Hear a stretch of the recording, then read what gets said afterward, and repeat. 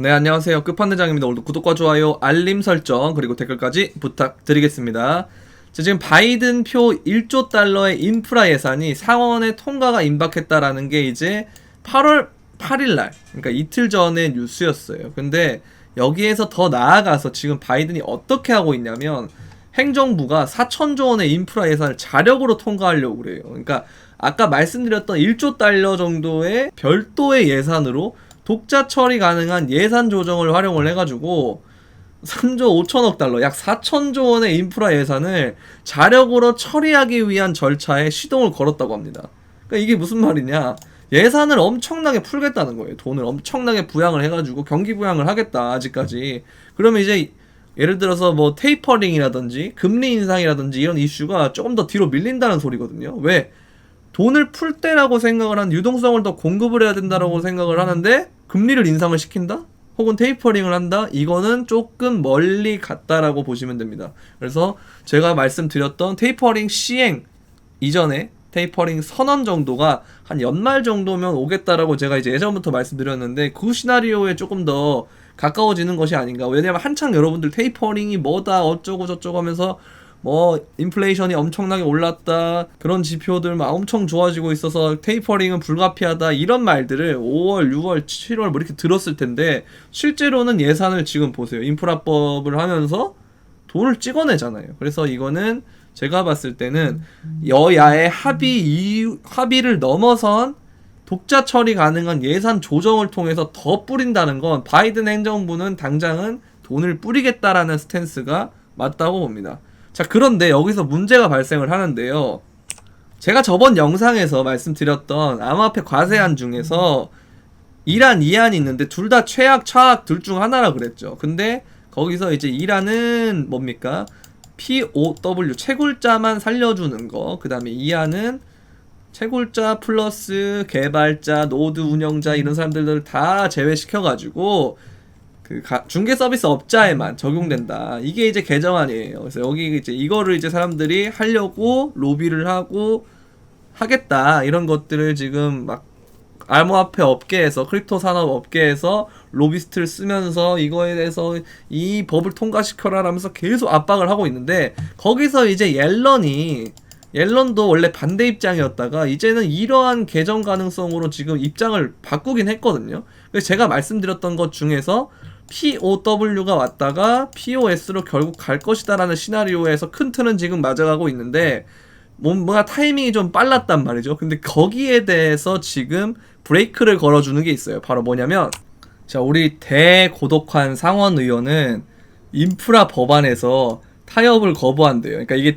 타협안이 통과가 되려면 만장일치의 동의가 있어야 되는데 지금 문제가 뭐냐면 한 명이 거부를 했어요. 그래서 지금 통과가 안 됐어요. 지금 이게 무슨 의미를 뜻하느냐? 바로 수정안을 냈는데 한 명이 지금 반대했다는 거잖아요. 근데 이 사람이 진짜 이러면 정말 엄청난 비난의 대상자가 되고 정말 심하면 정말 암살 혹은 살해 위협까지 받을 수도 있거든요. 근데 그걸 알면서도 반대를 했다는 건 제가 봤을 때는 이 POW의 메타가 제가 아까 말씀드린 대로 너무 빠르다. 이게 메타가 지나가는 그 흐름이 너무 빠르기 때문에 이게 통과가 되면, 그래서 이들에 대해서 약간 로비를 받은 게 아닌가 이런 생각이 들거든요. 그러니까 항상 어떤 그 입법이나 뭐 재정 뭐 이런 부분에 대해서 행정적인 부분들, 그런 명령이라든지 이런 것들을 할 때 결국 이건 자본주의이기 때문에 항상 양쪽이 있는 거예요. 그러니까 누군가는 손해를 보면 누군가는 이득을 본다는 거죠. A가 손해를 보면 B가 이득을 보고, B가 손해를 보면 A가 이득을 본다는 거죠. 자, 그럼 이게 무슨 말이냐? POW 입장에서 우리가 한번 생각을 해봅시다. 자, 얘네 입장에서는 모든 규제가 혹은 과세에서 유예를 받는 게 얘네한테 도움이 될까요? 그러니까 예를 들어서 POW도 있고 POS도 있고, 그다음 뭐 가상자산 사업자도 있고, 그 다음에 또 뭐예요?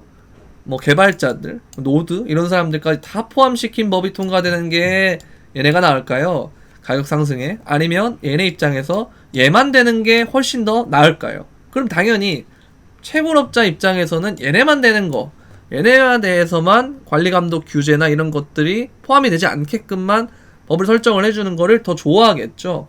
그러니까 이 부분에 대해서 오를 시간을 주기 위한 그 브레이크를 아까 저 사람이 혼자서 만장일치에 대해서 혼자 거부를 하면서 반대를 하면서 이런 걸 하게 된 것 같거든요. 그래서 이분이 이제 브레이크를 걸어주면 또 여러 몇몇 이제 세력들 뭐 그 반대 세력도 있겠죠. 뭐 사례 협박도 해야 되고 뭐 왜 반대하느냐고 비난도 해야 되고 이러한 과정 속에서 결국 POW는 어느 정도 상승할 확률이 높다는 거지. 그러니까 그래서 제가 말씀드렸던 게 주의 깊게 보라 했던 거 뭐 있었나요? 도지, 그 다음에 이클, 그 다음에 비캐, 비트코인 캐시, 그 다음에 라이트코인, 그 다음에 비트코인 이렇게 있다 그랬죠. 그래서 이 5가지 잘 보면 될 것 같고, 그 다음에는 또다시 메타가 바뀌고 또 POS나 이런 쪽으로 바뀌거나 아니면 또 NFT가 다시 올 수도 있는 거고요. 이거는 그때 가서 또 생각을 하는 거고, 단기적인 관점에서는 최고령 코인들이 그동안 너무 눌려 있었기 때문에 차트적으로 너무 좋아요. 그래서 얘네들이 올라갈 가능성이 있지 않나 라는 생각입니다. 자 보세요. 어제 이제 유의미한 움직임이 나왔어요. 뭐냐, 바로 141선과 그리고 200일선이 이렇게 나왔고 이 위로 가격을 돌파한 상황이에요. 보통 이렇게 되면 과거에 어떤 일이 벌어졌냐면, 제가 어제 방송에서도 말씀을 드렸지만 여기 보시면 딱 나와 있죠. 제가 방송에서 뭐라고 말씀드렸냐, 과거의 차트를 보게 되면 이 상황이 약 4번 정도 발생을 했는데, 뭐 이전까지 가면 더 많겠습니다만 최근 걸로만 가져오면 2019년부터 약 4번 정도가 발생을 했어요.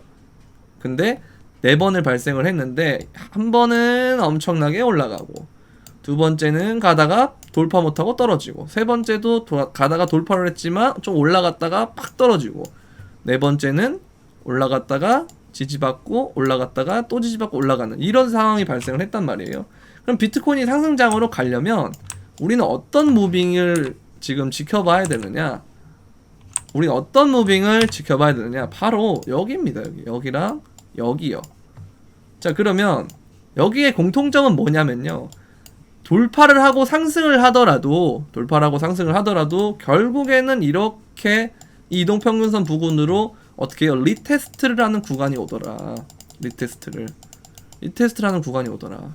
그러면 지금 당장 올라감에 있어서 우리가 뽀모라 그러죠. 진짜 안 사면 죽을 것 같은 그런 증세가 오는 걸 뽀모라고 하는데, 포모가 발생을 하더라도 비트코인이 조금 더 가다가 결국엔 이 지점 45,000 혹은 46,000 정도까지 다시 내려오는 구간이 생길 것이다. 더 올라가더라도.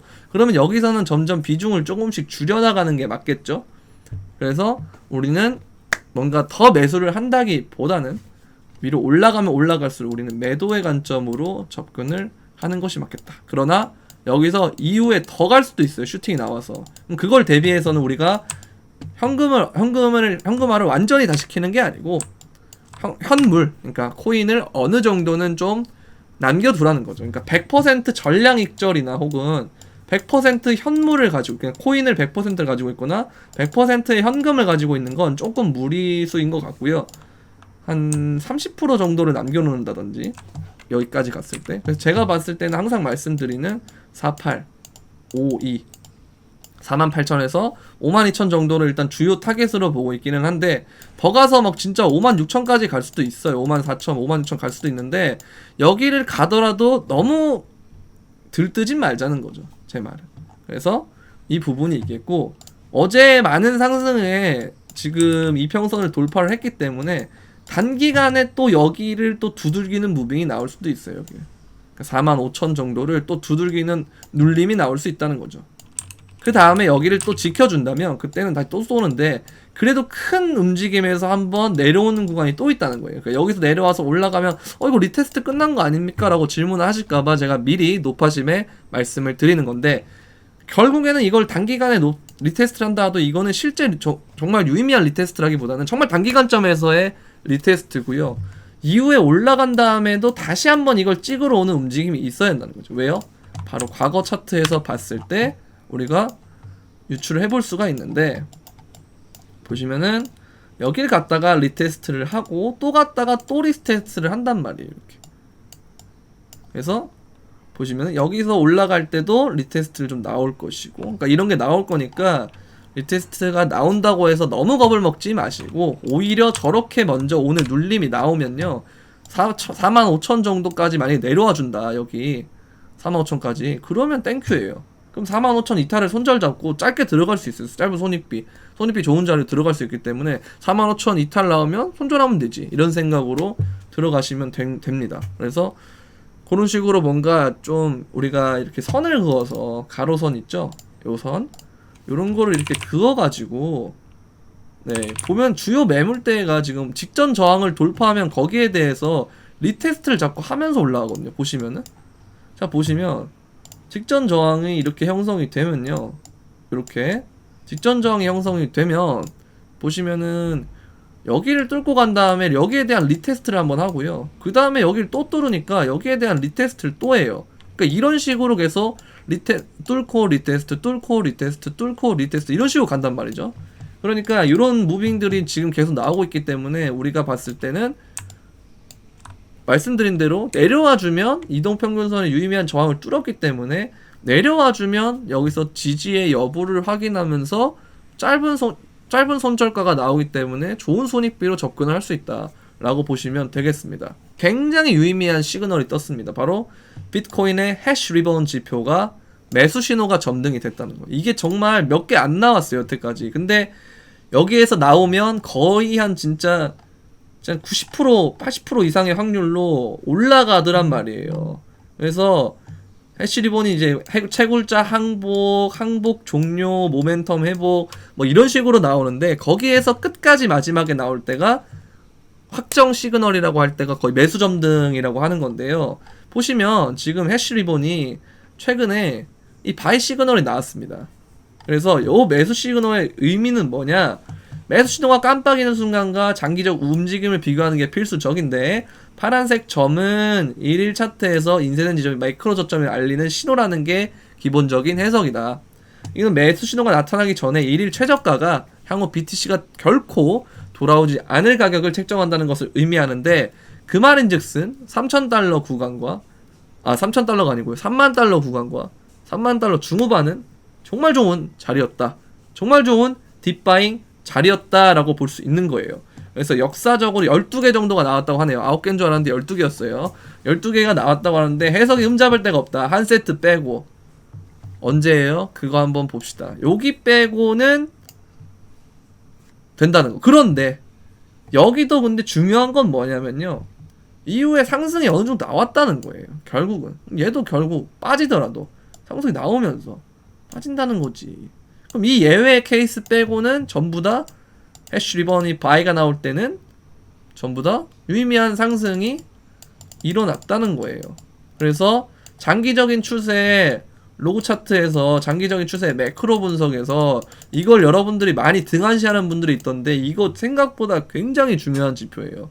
그래서 해시 리본이 나왔다는 건 장투를 하는 분들에 있어서는 좋은 시그널이 될 수 있기 때문에, 장투하시는 분들은 조금 더 힘을 내셔서 갈 수 있는 어떤 주요한 지표가 되지 않을까라고 생각이 듭니다. 힘내세요. 자, 평균 이익은 4,157%래요. 근데 이거는 약간 조금 그 조미료가 낀 게, 이게 사실은 비트코인이라는 게 여러분들 그 퍼센트라는 거는요, 비율이라는 거는, 네, 여러분들 퍼센트라는 그 비율이라는 것은 뭐냐면, 그러니까 비트코인 가격이 쌀 때 오를 때는 더 많이 올라요, 퍼센트가. 근데 이제 그게 아니고, 이제 일반적으로 봤을 때는 보시면 지금 뭐 300% 뭐 몇십 퍼센트도 있고 100%도 있고 299%도 있는데, 그러니까 이런 식으로 나올 가능성이 좀 더 높다는 거죠. 그래서 그런 관점에서 우리가 한번 접근을 해보면 시나리오를 잘 보시면은 이제 요 정도부터 봐야 될 것 같습니다. 그러니까 2015년을 16년 15년을 보는 것보다는 19년 20년 대가 더 낫지 않을까라는 생각이 좀 드는 게, 왜냐면 이게 사이클이 비트코인 차트에서 얘네들을 한 방에 올려주는 사이클에서 해시리본이 떠가지고 마지막 고점까지 해서 이 정도 올랐다가 되는데, 우리의 현재 비트코인은 3,000달러에서 6만 달러 정도까지 갔다가 그게 이제 3만 달러로 내려왔다가 다시 이렇게 올라가는 그 과정에서 해시리본이 떴기 때문에 이 몇천 %보다는 100단위의 퍼센트를 적용을 하는 게 맞다고 생각을 하거든요. 그럼 그런 관점에서 한번 100단위로 적용을 해보면, 그래, 한 뭐 283% 정도 적용을 해보죠. 해시리본이 떴으니까 뭐 어디까지 갈 수 있냐, 283%가 나오면. 슉 한번 볼게요. 그러면 이제 한 17만 16만 달러 정도가 나와요. 이것만 해도 어디야, 이것만 해도 비트코인이 김치 프리미엄이 또 낀다 가정하면 약 2억까지도 바라볼 수 있는 상황이라는 거죠. 그러면 여기 이것만 믿고 여러분들이 막 야 비트코인 2억 간대 주변에 막 알려주고 그럴 필요가 없어요. 이렇게 만약에 나온다라고 봤을 때, 아, 어떻게 하는 게 합리적인 추측이냐면, 아, 그래도 비트코인 2억은 난 잘 모르겠는데, 아, 그래도 1억은 가볼만 할 것 같은데? 이런 느낌 정도로만 지금 해석하는 게 가장 좋습니다. 거시적인 부분만 너무 보다 보면 미시적인 부분을 잃어버릴 수가 있어요. 그래서 그냥 2억이라고 생각하면 여러분들 어떤 논리가 나오냐면, 이전에 이제 우리가 5만 달러 때 있죠. 5만 달러 때 5만 달러 때, 아 6만 달러인가요? 이때 비트코인 어차피 1억 갈 건데 지금 사서 싼 거 아니야?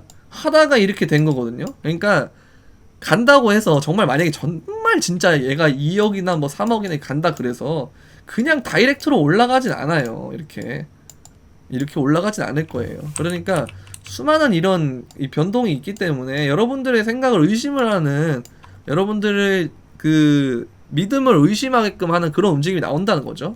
그러면 우리는 거기서 움직임이 나온다 할 때 장기적인 관점에서 흔들릴 때는 이걸 보면서 버티고, 너무 이 과정에서 맹신을 하지 않는 것이 이 단기적인 관점에서의 매매에도 굉장히 도움이 된다. 왜? 장기적인 관점에서 좋은 흐름이 나왔다면 당분간은 뭐 혹은 올해는 롱을 치는 것이, 예를 들어 선물을 한다 그러면 숏을 치는 것보다 훨씬 더 많이 먹을 확률이 높다는 거죠. 그러면 나는 눌림롱을 치겠어 라든지 아니면 현물을 조금 더 공격적으로 매수를 해본다든지 이런 시그널이 나온다는 거예요. 그러니까 장기적인 관점도 봐야 되고 단기적인 관점도 봐야 되고 거기에서 잘 믹스를 해가지고 짬뽕을 시켜서 우리가 봐야 되는 거라는 거예요. 근데 지금은 해시리본 상에서 바이가 떴기 때문에 이거는 결론만 말씀드리자면 장기 추세에서 봤을 때는 굉장히 긍정적인 시그널이라고 볼 수 있는 거예요. 자, 도움이 되셨다면 구독과 좋아요, 알림 설정, 그리고 댓글까지 부탁드리면서 그럼 안녕.